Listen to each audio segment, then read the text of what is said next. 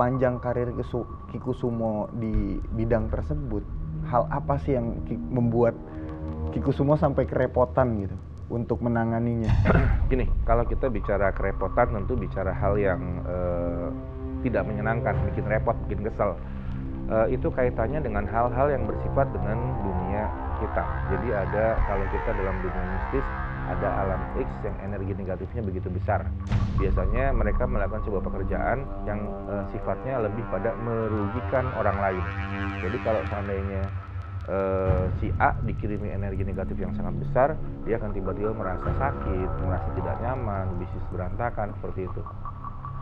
Orang umum menyebut ini santet, seperti itu. Dan jika itu terkirim, memang nyatanya akan aur-auran, apa yang dilakukan berantakan, kadang sakit, urusan rumah tangga bisa berantakan, dan lain-lain. Nah, hal-hal seperti inilah yang terkadang saya tangani. Saya lakukan proses bagaimana supaya energi negatif yang besar kita hilangkan, nolkan. Setelah itu kita berikan sebuah energi positif supaya dia menjadi lebih bermakna dalam menjalani hidup ke depan.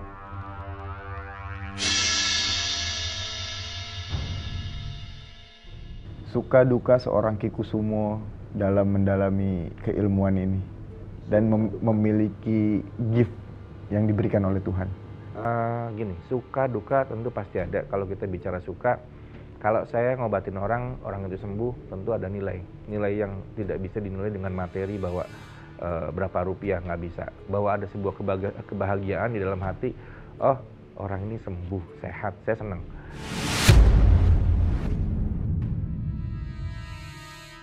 Kita nggak bisa menampik ya bahwa paradigma di masyarakat itu paranormal atau ahli spiritual itu memiliki image yang bisa dikatakan negatif lah kalau quotes and quotes.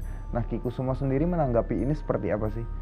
Di Indonesia yang namanya paranormal tidak negatif, karena biar bagaimanapun di mana-mana dunia itu selalu ada positif dan ada negatif, dan semua orang juga saya pikir sudah tahu ada negatif dan ada positif juga dalam dunia spiritual. Tentu yang berkaitan dengan negatif yang lebih ke arah buruk seperti santet, mungkin hal-hal yang sifatnya merugikan orang lain.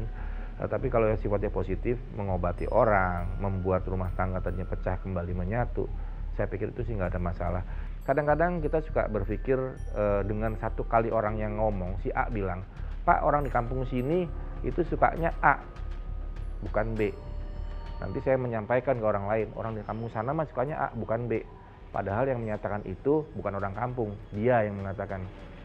Artinya pernyataan satu orang bukan pernyataan semua orang. Dan saya lihat di Indonesia sekarang ini bahwa orang Indonesia sangat mengakui kok, dekat banget, dan mereka juga tahu bahwa Indonesia mempunyai latar belakang kebudayaan spiritual, kebudayaan mistis yang kuat.